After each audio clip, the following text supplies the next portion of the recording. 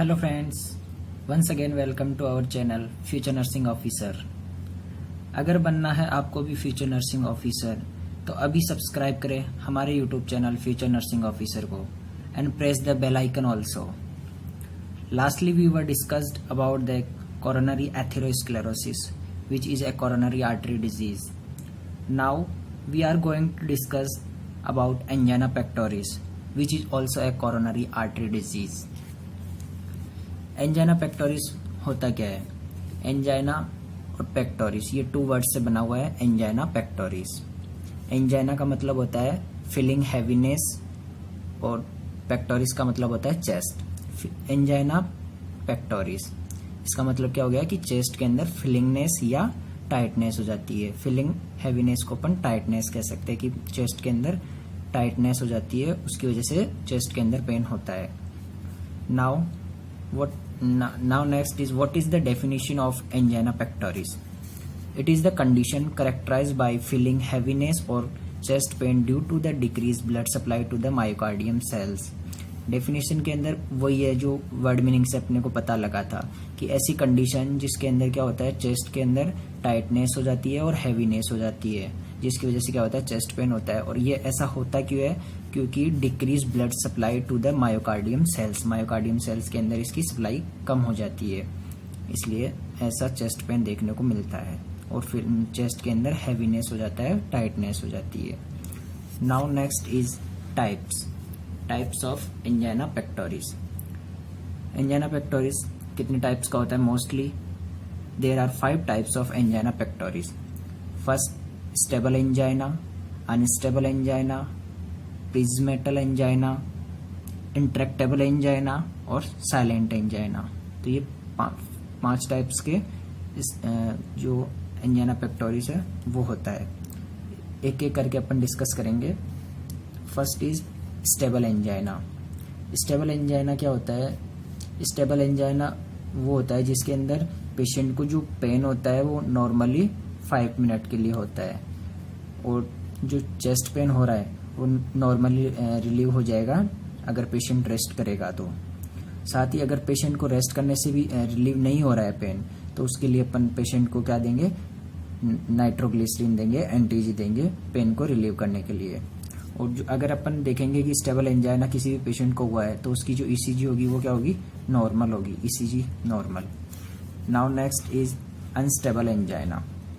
Unstable angina, unstable angina को अपन क्या कहते हैं? प्री इन्फाक्शन एंजाइना भी बोल सकते हैं और क्रिसेंडो एंजाइना भी बोल सकते हैं।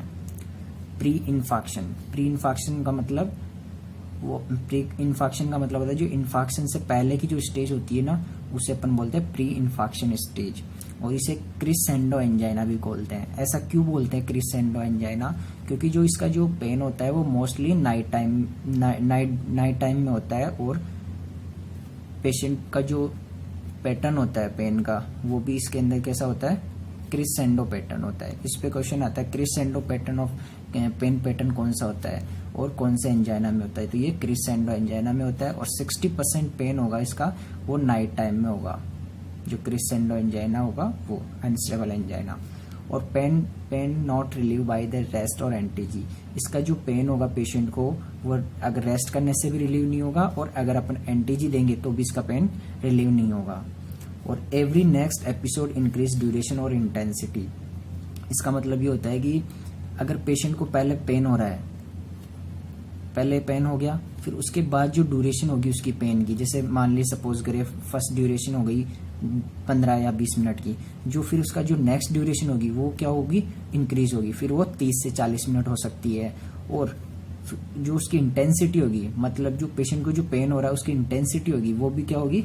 बढ़ी हुई मिलेगी। तो ड्यूरेशन और इंटेंसिटी बढ़ी हुई मिलेगी किसके अंदर?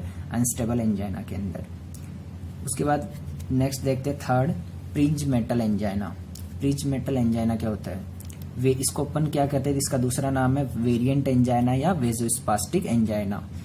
वर्ड मीनिंग से पता लग रहा है वेजोस्पास्टिक एंजाइना कि ब्लड वेसल्स के अंदर क्या होता है? स्पाज्म हो जाता है, इस वजह से पेशेंट को एंजाइना होता है। इसके अंदर वेजोस्पास्टिक जो एंजाइना है प्रिज्मेटल, उसके अंदर कोई भी ब्लड वेसल्स के अंदर ऑब्स्ट्रक्शन नहीं होता है, ओनली वेसल्स होती है वो स्पाज्म हो जाती है।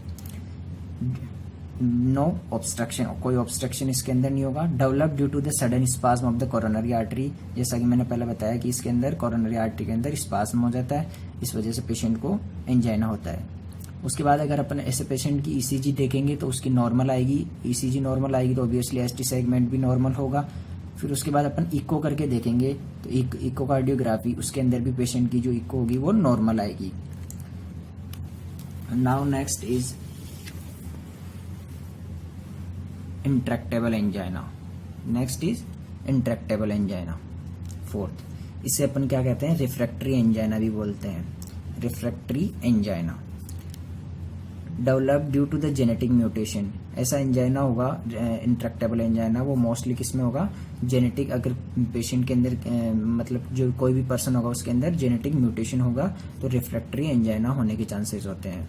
फिर सडन सीवियर अनटॉलरेबल चेस्ट पेन, इस जो इंट्रैक्टेबल एंजाइना उसका होगा उसके अंदर सडन पेन होगा, सीवियर होगा और साथ ही साथ अनटॉलरेबल भी होगा चेस्ट पेन।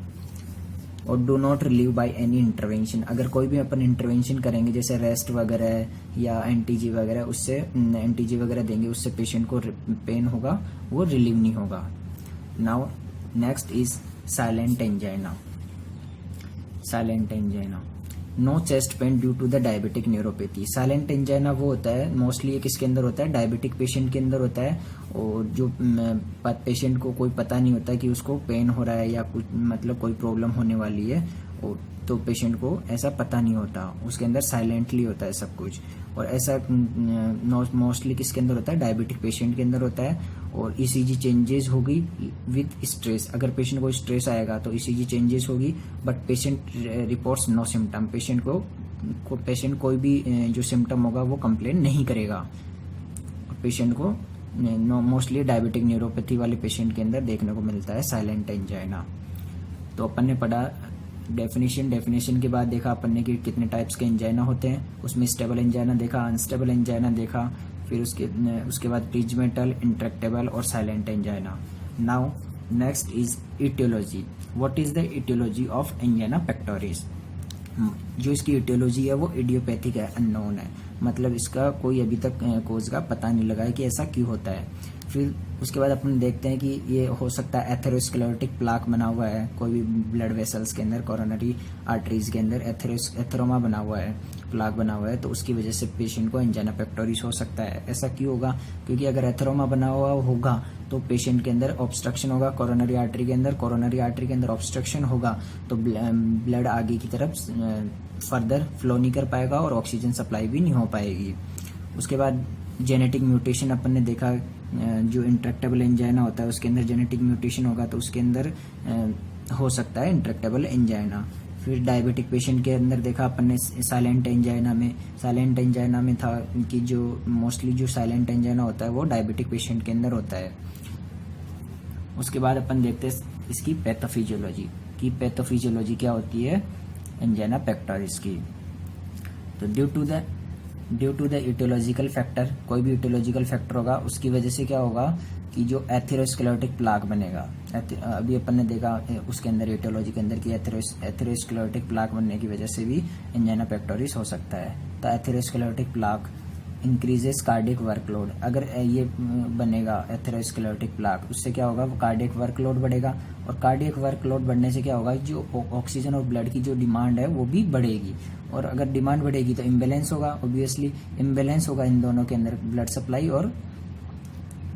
और ऑक्सीजन में, तो इम्बैलेंस हो जाएगा, और इम्बैलेंस होने की वजह से क्या होगा, पेशेंट को चेस्ट पेन होगा। फिर उसके बाद चेस्ट पेन हो गया, उससे नॉर्मली अपन क्या करवाएंगे, पेशेंट को रेस्ट करवाएंगे। अगर पेशेंट को रेस्ट करने से पेशेंट के जो पेन है वो रिलीव नहीं हो रहा है तो उसके बाद अपन एनटीजी देंगे, एनटीजी सबलिंगुअल देते हैं, जैसा कि अपन ने लास्टली कोरोनरी एथेरोस्क्लेरोसिस में भी पढ़ा था। फिर एनटीजी देने से क्या होगा कि जो ब्लड डिमांड होगी किसकी, उसकी ब्लड की और ऑक्सीजन की, वो कम हो जाएगी ब्लड के अंदर, और डिमांड कम होगी। डिमांड कम होने से क्या होगा, जो वर्कलोड था हार्ट पे वो कम हो जाएगा, और वर्कलोड ही कम होगा तो ऑब्वियसली पेन रिलीव हो जाएगा। तो मोस्टली अपन ने इसके अंदर रेस्ट और एनटीजी से अपन पेन को रिलीव कर लेते हैं। Now next is clinical symptoms, sign and symptoms या क्लिनिकल मैनिफेस्टेशंस देखते हैं। मोस्टली अपन ने पढ़ा कि जो इसके अंदर होता है एंजाइना पेक्टोरिस में चेस्ट पेन होता है, तो मोस्ट कॉमन साइन सिम्टम इसका होता है चेस्ट पेन। अब अपने सबसे इम्पोर्टेंट ये होता है इसके अंदर कि जो चेस्ट पेन होता है वो कैसे होता है, वो इम्पोर्टेंट है। चेस्ट पेन होगा, सडन होगा और ऑनसेट होगा। ये अपन ने देखा कि पेशेंट को सडन होता है और ऑनसेट पेन होता है। फिर उसके बाद पेशेंट के अंदर जो पेन होगा वो कौन से टाइप का हो सकता है, माइल्ड टू मॉडरेट हो सकता है। और मॉडरेट से क्या होगा, अगर उसको रिलीव नहीं किया कोई भी इंटरवेंशन से तो रैपिडली इंक्रीजेज इन सीवियरिटी, ये सीवियरिटी के अंदर इंक्रीज हो सकता है। फिर उसका जो पेन का जो चेस्ट पेन हो रहा है वो पेशेंट कंप्लेन करेगा उसको क्रशिंग पेन हो रहा है, क्रशिंग टाइप का जो पेन होता है वो होता है। फिर पेशेंट कंप्लेन कर सकता है कि रेट्रोस्टर्नल पेन, कि रेट्रोस्टर्नल पेन क्या होता है कि जो स्टर्नम होता है अपने उसके जस्ट बिहाइंड, मतलब पीछे की साइड में कि पेशेंट को कंप्लेन करेगा कि उसको रेट्रोस्टर्नल पेन हो रहा है। फिर पेन है उसका जो नेचर है वो हो सकता है कि पेन रेडिएट टू जॉ के अंदर रेडिएट होगा, देन उसके बाद नेक की तरफ जो होगा पेन रेडिएट, फिर नेक से लेके शोल्डर से बैक से left arm to the fingers, left arm से होता हुआ फिंगर्स में आएगा, and may be radiate to the right side में भी रेडिएट हो सकता है। फिर उसके बाद देखते हैं कि नॉट अफेक्टेड बाय रेस्पिरेशन, अगर पेशेंट नॉट अफेक्ट, जो पेन होगा वो अफेक्ट नहीं होगा किससे, रेस्पिरेशन की वजह से पेन अफेक्ट नहीं होगा। फिर इंक्रीज बाय एक्टिविटी, पेन होगा अगर पेशेंट कोई एक्टिविटी कर रहा है तो पेशेंट को पेन इंक्रीज होगा। फिर रिलीव्ड बाय एंटीजी स्टेबल एंजाइना, मतलब जो अगर अपन ने इंटरवेंशन किया है कि पेशेंट को रेस्ट या एंटीजी करवाई है, अगर स्टेबल एंजाइना होगा तो वो रिलीव हो जाएगा। और अगर जैसे पेशेंट को अनस्टेबल एंजाइना या मायोकार्डियल इन्फार्क्शन है तो उसमें पेशेंट को रिलीव नहीं होगा। नॉट रिलीव बाय एंटीजी और rest acute coronary syndrome, acute coronary syndrome हो रखा है पेशेंट को तो उसके अंदर जो पेन है वो रिलीव नहीं होगा। एक्यूट कोरोनरी सिंड्रोम क्या होता है, इसके ऊपर भी क्वेश्चन आता है, मोस्ट इंपोर्टेंट है कि what is acute coronary syndrome. Competition exam में क्वेश्चन पूछा जाता है coronary acute coronary syndrome. Acute coronary syndrome में क्या आता है, अनस्टेबल एंजाइना और एमआई को अपन डिटेल में पढ़ेंगे नेक्स्ट क्लास के अंदर। फिर उसके बाद आता है मोस्टली तो अपन ने देख लिया कि चेस्ट पेन होता है। चेस्ट पेन में अपन ने नेचर देखा उसका पेशेंट का कि कैसा होता है, ऑनसेट होता है, क्रैशिंग होता है, माइल्ड टू मॉडरेट सीवियर की तरफ रेडिएट हो सकता है। फिर रेट्रोस्टर्नल देखा, फिर पेशेंट को जो पेन रेडिएट हो रहा है जॉ से लेके फिंगर्स तक है और may be the right side में भी हो सकता है। फिर उसके बाद देखा कि इंक्रीज अगर एक्टिविटी करेगा पेशेंट तो इंक्रीज होगा, रिलीव होगा एंटीजी से अगर स्टेबल एंजाइना है तो, और अगर स्टेबल एंजाइना नहीं है एक्यूट कोरोनरी सिंड्रोम है तो वो उससे रिलीव नहीं होगा। फिर उसके बाद देखते हैं चेस्ट पेन के बाद एसोसिएटेड सिम्टम्स, मतलब कि उसके अदर सिम्टम्स में देखते अपन डायफोरेसिस, पेशेंट को डायफोरेसिस होगा, टेकिकार्डिया और ब्रेडिकार्डिया होगा और अरिथमिया होगा। ये सब इसलिए होंगे क्योंकि जो ब्लड सप्लाई है और ऑक्सीजन सप्लाई है वो उसमें जो इम्बैलेंस हो रखा है उसकी वजह से। फिर ब्रीथिंग डिफिकल्टी होगी पेशेंट को, सांस लेने में दिक्कत होगी पेशेंट को। साथ ही पेशेंट को क्या होगा कि पेशेंट कंप्लेन करेगा, मतलब कंप्लेन तो क्या करेगा, अपने को एसेस करना है कि पेशेंट को लो कार्डियक सिम्टम्स, मतलब लो कार्डियक आउटपुट होता है उसके सिम्टम्स देखने को मिलेंगे किसके अंदर, पेशेंट के अंदर। अपने को देखने को मिलेगा ड्राउजीनेस, मतलब कि जो कॉन्शियस लेवल है पेशेंट का वो कम होगा, डिक्रीज होगा। उसके साथ पेशेंट को एक्सेसिव वीकनेस होगी, डिक्रीज एक्सरसाइज कैपेसिटी, मतलब एक्सरसाइज कैपेसिटी भी डिक्रीज हो जाएगी पेशेंट की, और पेशेंट किसके अंदर शॉक में जा सकता है, और डिक्रीज यूरिन आउटपुट भी डिक्रीज हो सकता है पेशेंट का। तो ये थे क्लिनिकल सिम्टम्स, जिसके अंदर मोस्ट कॉमन तो चेस्ट पेन होता है और बाकी एसोसिएटेड सिम्टम्स होते हैं जो अपन ने यहाँ पर पढ़े। नाउ नेक्स्ट इज डायग्नोसिस, कि वो ऐसे कौन कौन से डायग्नोसिस है जिनसे अपन पता लगा सकते हैं कि पेशेंट को एंजाइना पेक्टोरिस हुआ है। सबसे पहले है हिस्ट्री कलेक्शन के अंदर पेशेंट को देखेंगे कि कोई प्रीवियस हिस्ट्री तो नहीं है कोरोनरी आर्टरी डिजीज की, या कोई रिस्क फैक्टर वगैरह तो नहीं है, या कोई म्यूटेशन वगैरह में चेंजेस नहीं म्यूटेशन में हुआ है, या जेनेटिक है, या कोई हेरिडिटरी डिजीज तो नहीं है उसके फैमिली में, तो वो सब अपन हिस्ट्री में देखेंगे पेशेंट की में। फिर उसके बाद अपन हिस्ट्री के बाद देखते हैं फिजिकल फिजिकल एग्जामिनेशन में अपन पेशेंट के वाइटल साइंस चेक करेंगे और वाइटल साइन चेक करने के बाद अपन नेक्स्ट करते हैं चेस्ट एक्सरे। चेस्ट एक्सरे के अंदर पता लग जाएगा कि पेशेंट की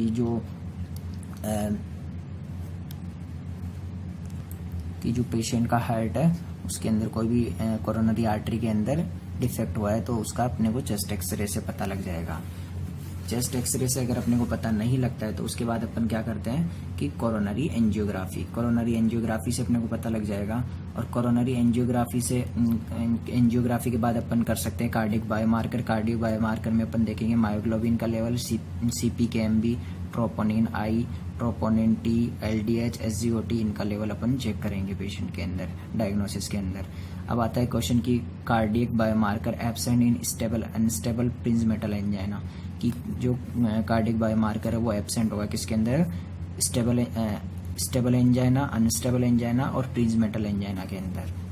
उसके बाद अपन करेंगे ECG के अंदर अपने को अगर इस्चीमिया हो रखा है तो ST सेगमेंट डिक्रीज हुआ मिलेगा, और अगर इन्फेक्शन की स्टेज पहुंच गई है तो उसमें ST सेगमेंट इंक्रीज हुआ मिलेगा ECG के अंदर। फिर उसके बाद अपन देखते हैं इकोकार्डियोग्राफी के अंदर पेशेंट की जो स्ट्रक्चरल और फंक्शनल एक्टिविटी है हार्ट की वो अपने को पता लग जाएगी। स्ट्रक्चरल एबनॉर्मलिटी में पता लग जाएगा कि कार्डियोमिगेली तो नहीं हो रखा, आर्टीरियल एनलार्जमेंट तो नहीं हो रखा, और फंक्शनल एबनॉर्मलिटी में अपने को पता लग जाएगा कि cardiac output, stroke volume, ejection fraction वगैरह ये सब कुछ अपने को इकोकार्डियोग्राफी में पता लग जाएंगे। उसके बाद नेक्स्ट है इसका मैनेजमेंट में अपने को सबसे पहले प्राइमरी जो मैनेजमेंट करना है उसका जो ट्रिक है उसको अपने को याद रखना है मोना से। मोना में M for morphine, O for oxygen, A for एंटीजी और N फॉर एंटीजी, A फॉर एस्पिरिन, ये देना है पेशेंट को। मॉर्फिन देना है, ऑक्सीजन प्रोवाइड करना है और एंटीजी देनी है और एस्पिरिन देना है। एंटीजी की अपन ने लास्ट टाइम भी देखा था कि 3 डोज देते हैं, 0 पे, फिर 5 मिनट पे, फिर 10 मिनट पे, ऐसे करके अपने को nitroglycerin. Now next is nursing intervention important होते हैं नर्सिंग स्टूडेंट्स के लिए कि नर्सिंग इंटरवेंशन क्या होते हैं किसी भी पेशेंट के लिए, अपने को कोई भी डिजीज के लिए। तो सबसे पहले अपने को क्या करना है, पेन को रिड्यूस करना है। पेन को रिड्यूस करने के लिए अपन क्या करेंगे, पेशेंट को पोजीशन प्रोवाइड कर सकते हैं, पोजीशन के साथ साथ ऑक्सीजन प्रोवाइड करते हैं, ऑक्सीजन के साथ अपन वेंटिलेटेड रूम प्रोवाइड करवा सकते हैं और कीप एंड काम एनवायरनमेंट प्रोवाइड करवाएंगे। उसके बाद इम्प्रूव करेंगे अपन कार्डियक आउटपुट को इम्प्रूव करेंगे। उसका पता कैसे लगेगा कि इनटेक आउटपुट है, उसको मॉनिटर करके रखना है। उसके बाद ऑक्सीजन थेरेपी देनी है। ऑक्सीजन थेरेपी के साथ साथ अपने को क्या मॉनिटर करना है, heart rate, blood pressure, heart sound and respiration 2 to 4 hour, 2 to 4 मतलब 2 से 4 घंटे के अंदर अपने को ये मॉनिटर करते रहना है, जिससे पेशेंट को अपने को पता रहे कि पेशेंट की जो कंडीशन है वो कैसी हो रखी है, कैसी चल रही है। अब मोस्ट इम्पोर्टेंट इसके अंदर नर्सिंग इंटरवेंशन है कि जो चेस्ट पेन है उसको कैसे रिलीव करना है एक नर्स को। तो ये थी आज की अपनी क्लास जिसमें अपन ने पढ़ा कि एंजाइना पेक्टोरिस क्या होता है। फिर उसके डेफिनेशन के बाद अपन ने देखा इसके टाइप्स देखने के बाद अपन ने देखा इसकी जो इटियोलॉजी है वो क्या होती है, साइन सिम्टम्स क्या होते हैं, डायग्नोस्टिक इवेल्युएशन देखे अपन ने। उसके बाद इसका मैनेजमेंट देखा। मैनेजमेंट में इसमें इतना कुछ है नहीं, बस वही है कि पेशेंट को रिलीव करना है। रिलीव करने के लिए अपन मॉर्फिन दे सकते हैं, ऑक्सीजन दे सकते हैं, एंटीजी और एस्पिरिन, इससे पेशेंट का जो पेन है वो रिलीव हो जाएगा। उसके बाद इसका नर्सिंग इंटरवेंशन देखा। नर्सिंग इंटरवेंशन इसका इंपॉर्टेंट है क्योंकि इसमें मोस्टली चेस्ट पेन होता है। चेस्ट पेन को अपन विदाउट एनी मेडिकल ट्रीटमेंट भी अपन इसको ट्रीट कर सकते हैं। तो ये थी आज की अपनी क्लास। अगर आपको हमारे यूट्यूब चैनल के लिए नए हैं तो अभी हमारे फ्यूचर नर्सिंग ऑफिसर चैनल को सब्सक्राइब करें और बेल आइकन को भी प्रेस करें ताकि आपको सबसे पहले इन्फॉर्मेशन मिल सके। Thank you. नेक्स्ट क्लास में अपन लेंगे मायोकार्डियल इन्फार्क्शन, जो कि बहुत ही इंपॉर्टेंट है। अगर आपको ये सब अच्छा लग रहा है तो अपने फ्रेंड्स के साथ भी शेयर करें और लोगों को इसका फ़ायदा उठाने के लिए मदद करें। Thank you.